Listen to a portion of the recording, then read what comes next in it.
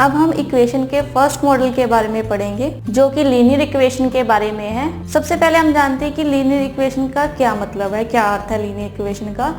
Linear equation, in this equation the power और degree of a variable is 1 and it does not occur in any other power. यानी कि इन equations में variable की जो power है वो मैक्सिमम हाईएस्ट पावर 1 होती है और किसी और पावर में भी नहीं होती, सिर्फ 1 ही पावर में, मतलब पावर 1 ही होती है। इसकी जनरल फॉर्म है ax plus B is equal to 0, या फिर हम इसको ऐसे भी कह सकते हैं ax plus B Y is equal to C, या फिर हम इसे कह सकते हैं ax plus B Y plus C Z is equal to D, where x, y and z are variables and a, b, c and d are constant. यानी कि जो x, y, z है ये वेरिएबल्स है यहाँ पर और a, b, c यहाँ पे कांस्टेंट है। x, y, z ये हमें फाइंड आउट करने होते हैं, ये अननोन्स होते हैं, यहाँ पे अज्ञात होते हैं, हमें ये फाइंड आउट करने होते हैं। और a, b, c, d जो कांस्टेंट है ये हमें क्वेश्चन में ही दिए होते हैं। अब अगर इस फॉर्म में देखिए तो ax plus B is equal to 0, यहाँ पे जो वेरिएबल की हाईएस्ट पावर है वो 1 है। यहाँ भी ax plus B Y is equal to 0, x की हाईएस्ट पावर 1 है और y की भी पावर 1 है, हाईएस्ट पावर इस इक्वेशन में भी 1 है, तो ये लीनियर इक्वेशन है। ये भी लीनियर इक्वेशन है। ax plus B Y plus C Z is equal to D, यहाँ भी x की पावर 1 है, y की पावर 1 है और z की पावर 1 है, इसलिए ये भी लीनियर इक्वेशन है। तो वो इक्वेशन जहाँ पर वेरिएबल की हाईएस्ट पावर 1 हो और जो वेरिएबल्स हो वो अननोन हो, अज्ञात हो, हमें फाइंड आउट करने होते हैं वो, ठीक है, तो वो इक्वेशन लीनियर इक्वेशन होती है। फॉर एग्जाम्पल हमारे पास ये इक्वेशन है ax plus B is equal to 0। अब हमारे पास यहाँ पे एक वेरिएबल है x जिसे हमें फाइंड आउट करना है, ठीक है, यही अननोन है हमारे पास x, तो इसके लिए हमें एक ही इक्वेशन चाहिए। ऐसे ही अब हमारे पास ax plus B Y is equal to C, इसमें हमारे पास 2 वेरिएबल है x एंड y, तो हमें इसके लिए 2 इक्वेशंस चाहिए क्योंकि हमारे पास 2 वेरिएबल है यहाँ पे फाइंड आउट करने के लिए, तो हमें 2 इक्वेशंस चाहिए।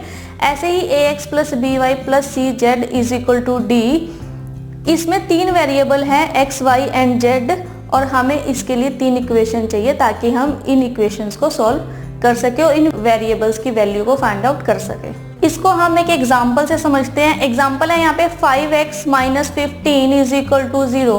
अब हमें यहाँ पे एक वेरिएबल है और एक ही यहाँ पर हमें इक्वेशन दी हुई है, हमें x की वैल्यू फाइंड आउट करनी है यहाँ पे। तो हम क्या करेंगे इस क्वेश्चन में कि जो लेफ्ट हैंड साइड पे है उस सभी को हम राइट हैंड साइड पे ले जाएंगे, x को हम यही रहने देंगे लेफ्ट हैंड साइड पे। तो यानी कि 5x is equal to 15, plus में है तो ये साइन चेंज हो जाएगा उधर जाके, ठीक है। Now x is equal to 15/5, now x is equal to 3। ये मल्टीप्लाई में था, इधर जाके डिवाइड हो गया और कैंसिल हुआ तो ये 3 पे गया और हमारे पास जो x की वैल्यू है वो 3 आ गई। यानी कि अगर हमारे पास सिर्फ एक ही वेरिएबल हो और एक इक्वेशन दी हो और हमें उस अननोन वेरिएबल को फाइंड आउट करना हो तो हम क्या करेंगे कि वेरिएबल को इधर ही रहने देंगे और बाकी जो भी कांस्टेंट है हमारे पास हम उसे दूसरी तरफ ले जाएंगे, उसके साइन चेंज कर देंगे तो हमारे पास उसके बाद x की वैल्यू हो जाएगी। अब यहाँ पर हमारे पास x की वैल्यू 3 आई है, ठीक है। यानी कि अगर हम इस 3 को इस इक्वेशन में पुट ऑन करें, सब्स्टिट्यूट करें तो हमारे पास जो राइट हैंड साइड है उसके इक्वल हो जाएगी, ठीक है, क्योंकि left hand side is equal to right hand side. हमारे पास राइट हैंड साइड 0 है तो अगर यानी कि अगर हम इसे यहाँ पर पुट करें x की जगह पर रख के और सॉल्व करें तो हमारे पास ये बैलेंस होनी चाहिए दोनों साइड। फॉर एग्जाम्पल कि अगर मैं 3 को x की जगह पर रख देती हूँ, ठीक है, 5 3 15 minus 15 minus 15 0 is equal to 0, तो हमारे पास दोनों साइड्स इक्वल आ चुकी हैं। ये दोनों साइड्स इक्वल हो गई हैं तो यानी कि हमारे पास x की वैल्यू 3 है। इसको हम एक और एग्जांपल से समझते हैं। इक्वेशंस दी हुई हैं हमें यहाँ पे 2x plus 4y is equal to 16, 3x plus 5y is equal to 21। अब हमारे पास 2 इक्वेशन है, 2 ही वेरिएबल है, ठीक है, तो हम इस इक्वेशन को सॉल्व कर सकते हैं।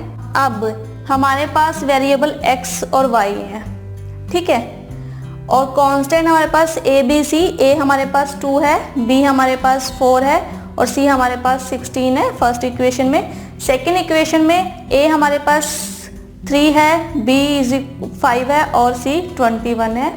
अब हम इस तरह की इक्वेशन को किस तरह से सॉल्व करेंगे, इसके लिए हमारे पास जो दोनों वेरिएबल के कांस्टेंट है या कोफिशिएंट्स हैं इनको हम इक्वल करेंगे और एक वेरिएबल को एलिमिनेट करेंगे यहाँ पे। यानी कि या तो आप x की वैल्यू को दोनों इक्वेशन में जो x के कोफिशिएंट्स हैं इनको दोनों इक्वेशन में इक्वल कर लो और कैंसिल कर दो साइन चेंज करके, या फिर y की वैल्यू को इक्वल करके साइन चेंज करके कैंसिल कर दो। मैं यहाँ पर x की वैल्यू को करके देखती हूँ कि इन दोनों इक्वेशन को इक्वल करना है, इन दोनों कोफिशिएंट को इक्वल करना है, तो हम सेकंड इक्वेशन को 2 से x के कोफिशिएंट से मल्टीप्लाई करेंगे और फर्स्ट इक्वेशन को सेकंड इक्वेशन के x के कोफिशिएंट से मल्टीप्लाई करेंगे, जिससे कि ये दोनों वैल्यू इक्वल हो जाएंगी। अगर आप y के कोफिशिएंट्स को इक्वल करना चाहते हो तो आप सेकंड इक्वेशन को 4 से मल्टीप्लाई कर दो पूरी को और फर्स्ट इक्वेशन को 5 से मल्टीप्लाई कर दो, तो ये जो y के कोफिशिएंट से इक्वल हो जाएंगे ताकि हम इनको कैंसिल कर सके और किसी एक वेरिएबल को यहाँ पे फाइंड आउट कर सके। हम फर्स्ट इक्वेशन को मल्टीप्लाई करते हैं 3 से और सेकंड इक्वेशन को मल्टीप्लाई करेंगे 2 से। ठीक है, हमारे पास x के जो कोफिशिएंट्स है वो इक्वल हो जाएंगे यहाँ पे, तो हमें यहाँ पे क्या आएगा, 3 को पूरी इक्वेशन से मल्टीप्लाई करना है, 6x plus 12y is equal to 48। ठीक है, अब 2 को सेकेंड इक्वेशन से मल्टीप्लाई करेंगे तो हमारे पास आएगा 6x plus 10y is equal to 42। ठीक है, अब यहाँ साइन प्लस में तो ये कैंसिल नहीं हो सकता, तो हम इनके साइन चेंज करेंगे। ठीक है, ये प्लस माइनस कैंसिल हो गया। ठीक है, और सबके साइन चेंज होते हैं यहाँ पर। अब 12 minus 10 2y is equal to 48 minus 42 6। अभी हमारे पास y की वैल्यू आ जाएगी 6/2 और y की वैल्यू आई हमारे पास 3। अब जो हमारे पास y की वैल्यू आई है, हमने y को यहाँ पे फाइंड आउट कर लिया, y हमारे पास आया है 3। अब हम इस y की वैल्यू को इन दोनों किसी भी एक इक्वेशन में पुट करेंगे, सब्स्टिट्यूट करेंगे, ताकि हम अपनी x की वैल्यू को यहाँ पे फाइंड आउट कर सके। तो इस y की वैल्यू को किसी भी एक इक्वेशन में पुट ऑन कर दो। मैं फर्स्ट इक्वेशन में कर रही हूँ 2x plus 4y is equal to 16। तो 2x प्लस 4 3 से और 16, तो 2x plus 12 is equal to 16 और 2x is equal to 16 minus 12, x is equal to 4/2। तो x की वैल्यू हमारे पास आई 2, यानी कि x हमारे पास आया 2 और y आया हमारे पास 3। ठीक है, तो यहाँ पर हमने दोनों वेरिएबल्स को सॉल्व किया और हमने दोनों वेरिएबल को यहाँ पे फाइंड आउट कर लिया कि हमारे पास x की वैल्यू 2 है और y की वैल्यू 3 आई है। ठीक है, तो आप इस तरह से इक्वेशन को सॉल्व करके जो अननोन वेरिएबल्स हैं उनकी वैल्यू फाइंड आउट कर सकती हो।